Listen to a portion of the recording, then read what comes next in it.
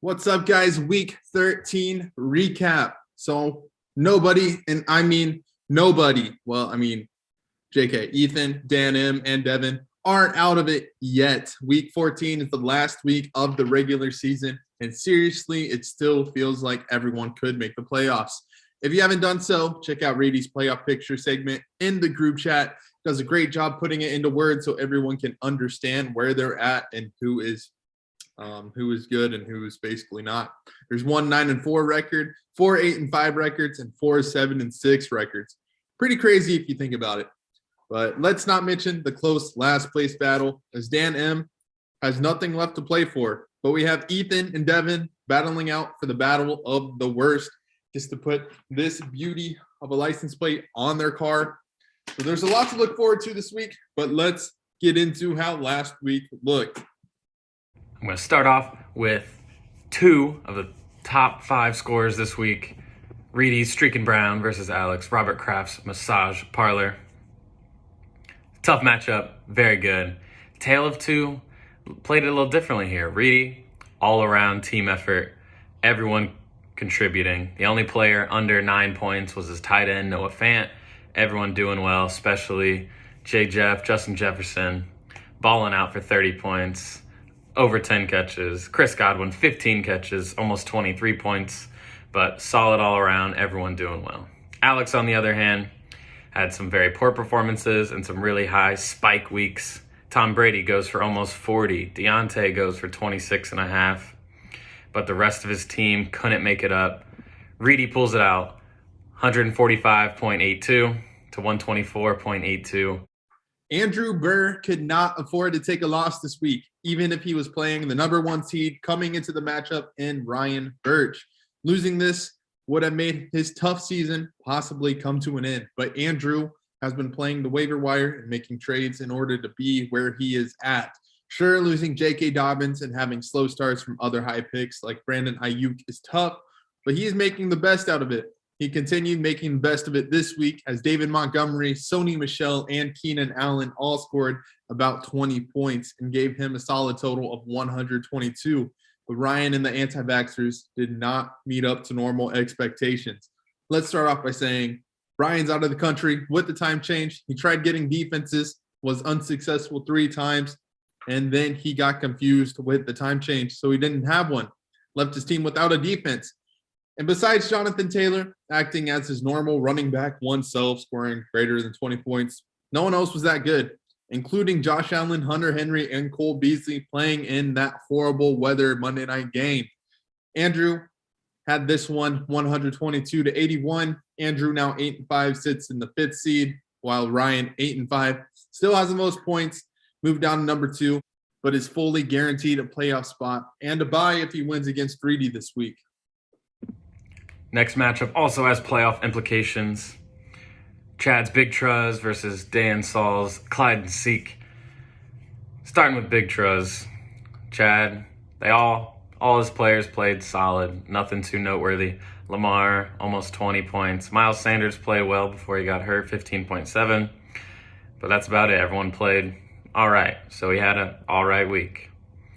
Dan on the other side had Herbert go off for 31. James Conner with 18, Gronk with about 20. That was enough to pull out the victory. 119.58 to 104.62. Another couple teams vying for the playoffs. There's a new number 1 in town. As you guys saw with my last commentary, Ryan is out of the number 1 spot because one player is now 9-4. That would be David Weissong. There were a lot of doubts with him spending 79 fab on Elijah Mitchell and giving up Aaron Jones, his first-round pick, but it sure looks to be paying off. This week was no different, although not many expected him to lose to last place Ethan. But he put up a solid performance of 127 points. Elijah Mitchell had 15, Antonio Gibson with 19, and T. Higgins with 24. Bengals number 1 receiver. I said it all year. They were the best performances for him this week. What are we going to do with Ethan, though? Yet another loss this time. The performances were not so bad. Ethan was led by Tua, who he picked up on Sunday afternoon, knowing Hurts would be out. He had 21. Dallas Goedert had a massive week with 25. And Damian Harris had a great game with 17, but he left early due to a hammy issue. Dave is now the number 1 seed at 9-4 and could lose his bye if he loses and Alex Thompson wins. Ethan, on the other hand, is 2-11. He is in last. It's not looking too good. Devin would have to lose, and Ethan would have to win and score 50 more points than Devin. Not to mention, Ethan plays me this week. Might have to get your truck ready for this baby. Finishing out with Devin's Jack Me Off versus Brian's Cobra Kyler. Devin, very poor performance, under 50 points. Very, very bad. All of his players besides 2 scored under 7 points. And the only ones that scored above was Joe Mixon with only 9 and Patrick Mahomes with 12.5. So, as you can imagine, tough week. Brian, on the other hand, no Debo, no problem. Because Cobra Kyler back in the game. Kyler puts up almost 35 points in his return. Couple other solid outings. Devontae Freeman picking up the slack. Colts D. Matt Gay is kicker. As well as Austin Eckler, Mike Williams getting in the teens. Very good performance. Brian, much needed win. Happy to have Kyler back. Also, trying to run to the playoffs.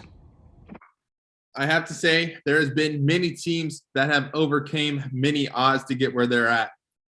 And now I'm going to talk about Dan Monin, who is not one of those teams. He has arguably had it the worst this season. CMC out. Calvin Ridley out. Gus Edwards out.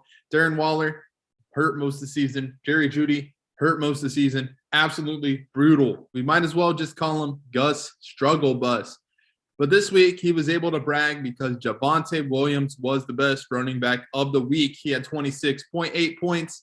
Alexander Madison took Dalvin Cook's place well with 20 points, and Elijah Moore is making his case for the best rookie receiver with another big 17-point game, putting up a total of 115 points.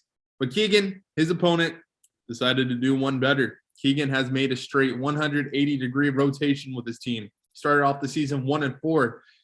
This week, George Kittle was the best tight end of the year. He might have the best performance all year with 35 points. Cooper Kupp had 22, and the RB duo of Jacobs and Fournette scored 19 and 18 accordingly. Despite Adam Thielen leaving early and only putting up 0.5 points, he was able to pull off the win, 134-114. Now both teams are out of the playoffs as of now. Dan, who's 4-9, has no chance to get in or get in last, so he's just sitting comfortable at third from last. But Keegan actually has a chance. He is third in points, which gives him a slight advantage, even though he is 7-6. If Keegan beats Alex, he'll probably get in the playoffs. Thank you, everyone, for watching. This inaugural season has been great. I can't wait to see how everyone finishes. I've said this all season, but the playoff race is so tight that anything can happen. Now let's get ready to start this crazy week 14, which starts with a Thursday night game of the Steelers and the Vikings, a.k.a. teams who could not beat the Lions. All right, everyone. Have a great week.